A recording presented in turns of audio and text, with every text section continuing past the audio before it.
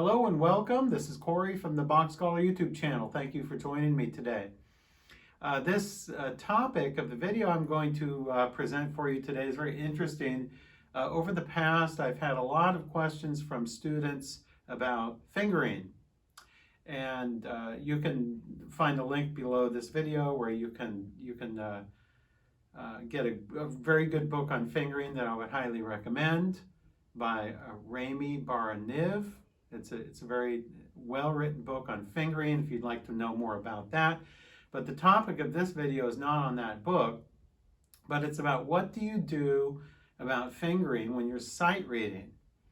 And so you're faced with two different issues here. You're dealing with notes and rhythms, sight reading the music, but you're also dealing with, well, fingering. Why? You have to do all this stuff at once. And my solution to this is somewhat contrarian to what most piano teachers would recommend, but I recommend, if you can, if it's possible, if the music permits you to do so, get rid of the fingering. Throw it out the window. Get rid of it. And what do I mean by that? Well, I'm referring to my book here, Sight Reading and Harmony.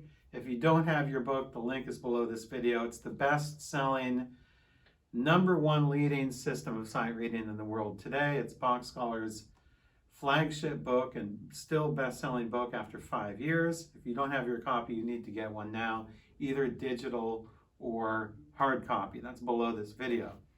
But I'm going to open up this book here to part 4 when the actual sight reading part begins here. And this is it goes in progressive levels down the page. So you have grades 1 to 2, grades 3 to 4, grades 5 to 6, grades 7 to 8, and grades 9 to 10. Each of those, of course, gets progressively harder. And I'm going to look at some grades 1 to 2 lines here. I'm going to pretend like I'm a beginner at sight reading, and I'm concerned about fingering. Of course, I have some fingers in here, so if you do have this book and follow my system, you do want to follow my fingering as closely as possible. But what if you just want to not think about fingering? You want to just do away with that. I say just throw it out the window, get rid of it. How do you do that? It sounds a little ridiculous, doesn't it? How can you play without any fingering? You get 2 fingers, okay? You get your second finger of each hand. I would suggest not curving, don't do this, but keep these fingers out like this, okay? So I'm going to play, I'm on #1 from part 4 in C major, and I'm going to play the grades 1 to 2 line here with only the second fingers, okay? So I got it set here. I can look down to get it set. Okay, so once I look down and sort of get oriented, then I'm going to try to look up here as much as possible and not look down. So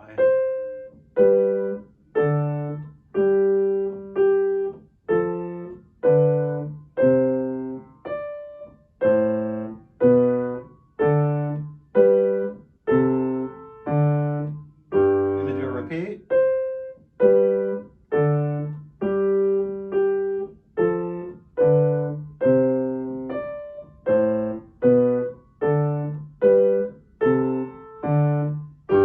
Okay, I know I'm not observing the fermatas, I know that. I'm not playing it legato, I know that. I'm playing it that's probably the speed it should be at, but I was just plunking along with 2 fingers. I know it's not very musical. It's not very musical sounding.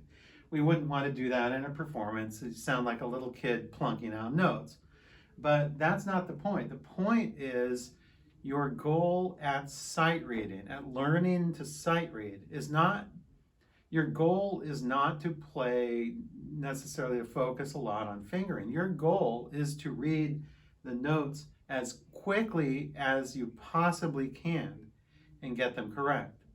Because at this stage, at the grades 1 to 2 stage and even the grades 3 to 4 stage, the ultimate goal is to is to see a note and process the note and play the note within a split-second time, like less than half a second time. So when you're first learning, if you're a bass beginner, you have to spend a lot of time, really figuring it out and looking at them and processing them like that, which is fine. You have to start somewhere. So when you're first starting out from grade 1, you go really, really slow, as slow as you need to go to learn the notes, and you do hands separately. I suggest, as I do in the book, you should play hands separately as long as possible until you can recognize notes instantaneously in both hands. Once you can do that, then you can start putting them together. That's the grade 2 part. So you start putting hands together. And you've learned by this time to learn to read 2 lines at once. Now, you don't always have to play with 2 fingers, but that's the point of this video. I'm teaching you how to get rid of fingering so you can focus on the sight reading. So let's look at number 2. So I have 2 flats. I have a B flat and an E flat. We're in the key of G minor. You don't even have to know anything about G minor. You don't have to know about minor keys. All you have to know is it has a B flat and an E flat in it. So I'm going to get my 2 fingers again.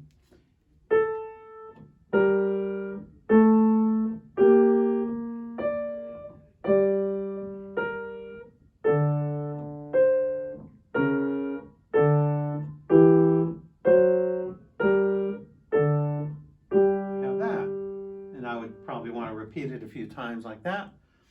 But you see that the advantage to practicing with 2 fingers is, of course, I know it's not musical, I know you're plunking out notes, but the advantage is that you are focusing more on the actual reading of the notes than you are on worrying about what fingers to play on which notes. So, I get a lot of students are concerned about, well, do I play my 2nd finger or my 3rd finger or my 4th finger on this note? Well, get rid of the fingering and just do it with the fingers. Now I'm going to show you how advanced my reading technique is. I'm just going to blindly, to pick any page here at random. I'm going to just turn it here. This one. Okay, 74. It's actually a short one. It's kind of easy, but I'll do another one. So this has 2 sharps. We're in the key of B minor, and I'm going to get my fingers set here, and I'm going to play it as fast as I possibly can and hit all the right notes.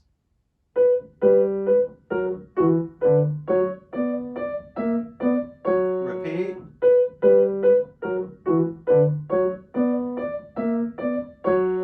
That's pretty fast, huh? You need to learn that, because when you learn to read that fast with 2 fingers, then you can really sight read well.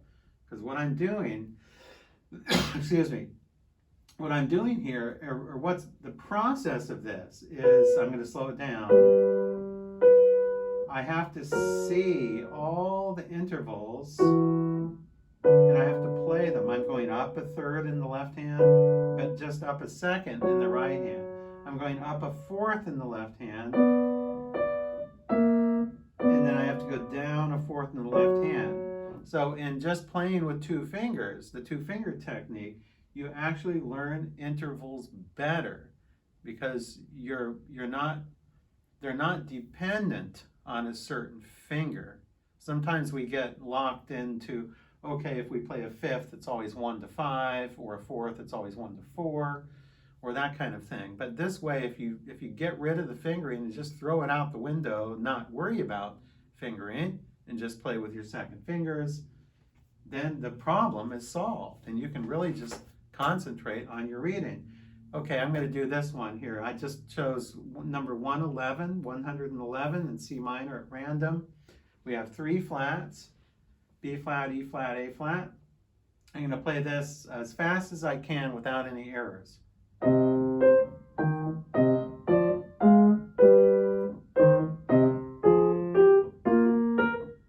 Once again.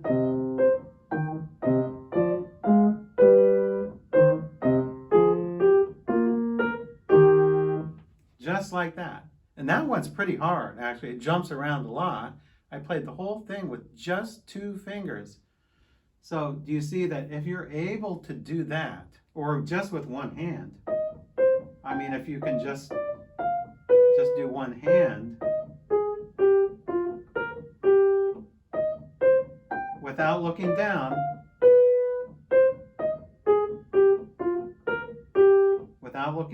you have to really know your intervals. You're going down a third, you're going up a fifth.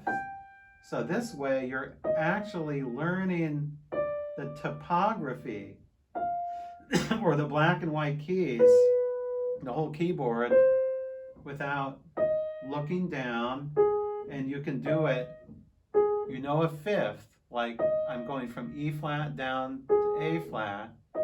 You can gauge the distance of a fifth by just one finger. Look, I'm even doing it closing my eyes.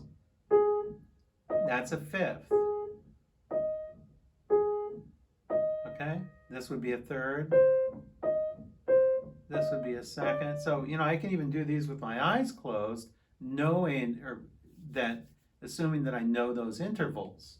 So what you're doing is you're reading the notes, you're learning them by intervals, and you're programming yourself to know the feel of how the distance of intervals by taking your fingering away and only using 2 fingers. Really an amazing thing. Excuse me again. You can do this even if you're, say, a grade 7 to 8. I was just trying this out. It looks kind of ridiculous, but if you want to try something really interesting and contrarian, look at a grade 7 to 8 line here and try to play as many of them as you can just with 1 and 5. So I'm going to take 5 and 1 in each hand. I'm still on page 111, and I'm going to take just 1 and 5. So I'm not going to connect anything. Nothing is legato. I don't have to worry about fingering, because all I'm going to play is 1 and 5 on all the ones I can. Sometimes you can't, because sometimes you have to play 3 notes with one hand in case, but on this one I think most of them you can play with 1, 5.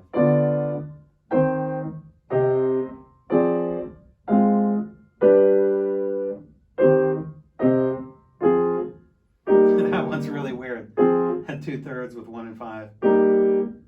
That one I'm just going to do 1 and 4.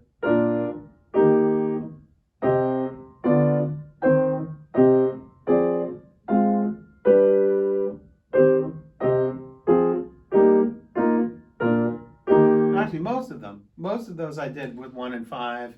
Some of them I used some other fingers, but you want to learn how to read. Excuse me, my throat's a little dry today. You want to learn, that's in the same key signature. I'm going to turn it here to find something different. This one here, page 62, B flat major. I'm going to first play the grades 1 to 2 line with 2 fingers.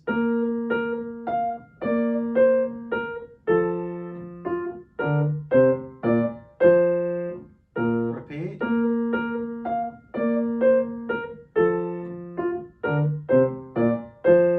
Okay, pretty easy. Got that down. Now I'm going to go to the grade 7, 8 line, and I'm going to try that with 1 and 5, or at least most of them with 1 and 5 if I can, okay?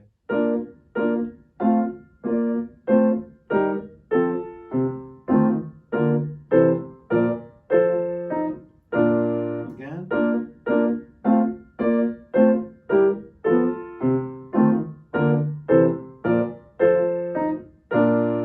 A couple little minor errors in there I think I hit, but you know, 99% of them I was getting with 1 and 5. I was taking the fingering out. Let me show you what this would be playing it slower. Okay, since my reading skills are very good, I'm going to pretend like I'm a slower sight reader, and I'm going to play with 1 and 5.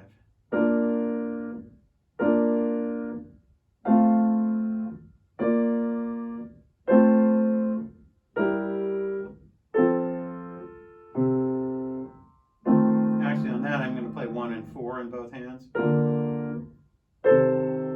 Actually, the lesser intervals, like if you have just thirds, I'm going to just play 2/4 there.